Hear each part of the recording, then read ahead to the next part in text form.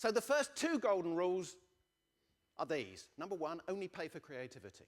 The reason that has got looked at, it's got retransmitted, people have been passing it on to their mates, is because it's creative. If you are spending £5 on a flyer or £5 million on an advertising program, please only pay for creativity. If it is not creative enough in your opinion, throw it away.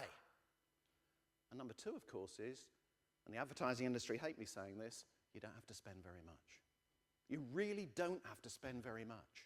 There are many other examples using new technologies where everything is moving towards the small company. Small companies now can have a massive, massive hit if you get it right, and it doesn't need to cost you very much at all.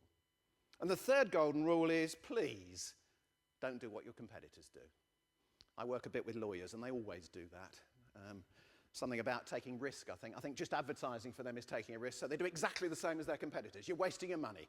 You might as well tear up £50 notes and throw them down the drain. Now, I know what you're thinking. You know, this guy doesn't realise, does he? There's a recession out there. It's been going for 18 months, and we've had volcanoes and all the rest, for heaven's sake. Surely, in our industry, we should be battening down the hatches and waiting for it all to blow over. Well, again, you know, there's a basic rule of business. Sell to people who've got money. If your traditional customers haven't got money, don't try and sell to them. Sell to people who have got money. And there's plenty out there. Just talking business for a start. Now, I don't know. Some of you may be involved in the event business, for example. I've got a list of 31 market sectors that at this moment are growing and have been growing for the last 18 months. Go and sell to them. They've got money coming out of their ears. Second thing, there's a whole new dynamic happening out there in the events business, as you may know, which is companies are no longer going to Las Vegas and having big events.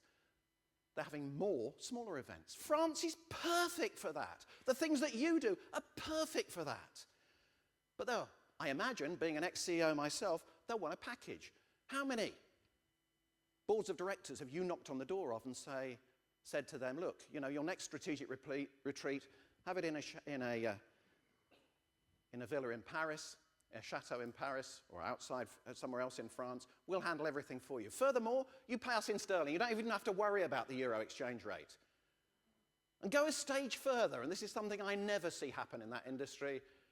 Can we do a 2-year deal or a 3-year deal? Sign a deal with them. They'll bite your arm off. And even if you talk about private customers, there are lots of people out there with plenty of disposable income. Again, I'm sure a lot of you are ahead of me on this. But please, sell to people who've got money. Don't try and sell to people who haven't. Martin said to me, be provocative, won't you? So I'll go this far. If your market share is less than 80%, I don't think you should be affected by the recession at all. I don't think you should whinge and moan at all, because you've got a massive headroom of opportunity to grow your business. I was in Pakistan last month. I ran workshops in 3 centres in Pakistan. On each occasion, I had about 30 or 40 business leaders, just like you. And they were the most optimistic, positive, sparky people I've ever come across. With all the problems they've got, they had no doubt that they could grow their businesses. And I think the sort of problems we've had, by comparison, actually aren't very much at all. It's up to us. If you want to set a substantial growth target for your business next year, just do it, and you'll get there. But it really is about keeping it simple, because it is. What I'd like to finish with today... Oh, sorry, one other thing. How many people here are on LinkedIn? How many people here get business through LinkedIn? You should all be getting business through LinkedIn. It is also free. It is one of the best marketing tools there is. It's got the most amazing analysis there is. You should be getting business through LinkedIn. And if you don't know how, go back to the younger generation, like I said earlier. So let me finish with a model. It's called the Change House. And what we have is a house with 4 rooms. And the argument is that any organization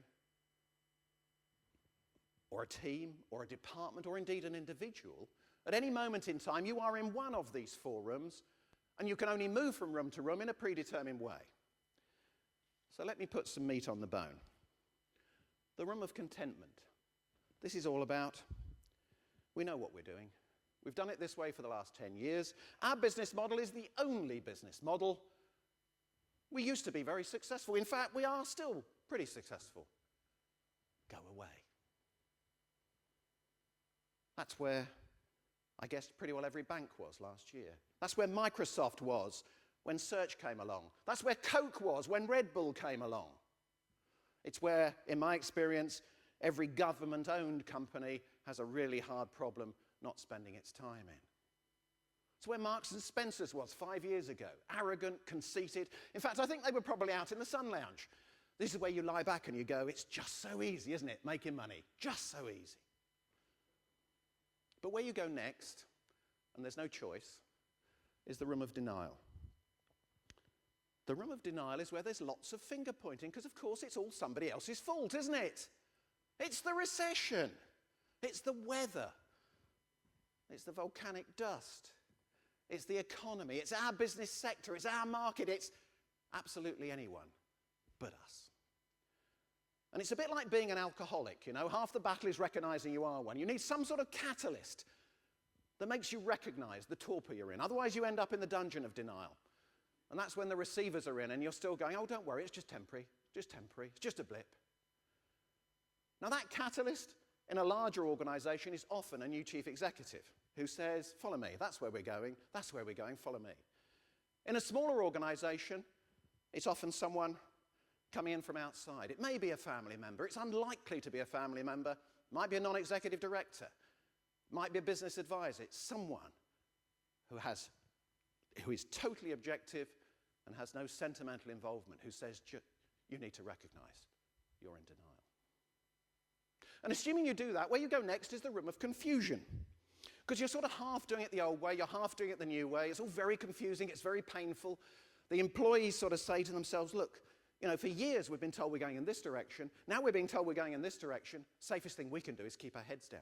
And then they're in the paralysis pit and absolutely nothing happens. Because it is so painful, it's so confusing. You see a little bit of light over there and you think that's the way to go, but in reality it's the wrong direction door. But where you're trying to get to, ladies and gentlemen, is the room of renewal. The room of renewal, just like Stephanie said earlier, is where you challenge every paradigm in your business. You do nothing in your business simply because you've always done it that way.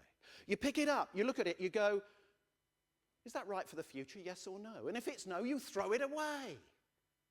It's also where you're always raising the bar. You're always saying, but we can do better. But we can do better. Yes, this is the best year we've ever had, but we can do better. And what I'd say to you is, from what I see out there, I don't think there is anything more important. If you're running a business, if you're involved in running a business, I don't think there is anything more important than working out not just how to get into that room of renewal, but even more importantly, is how to stay there. Thank you very much. Thank you. Thank you.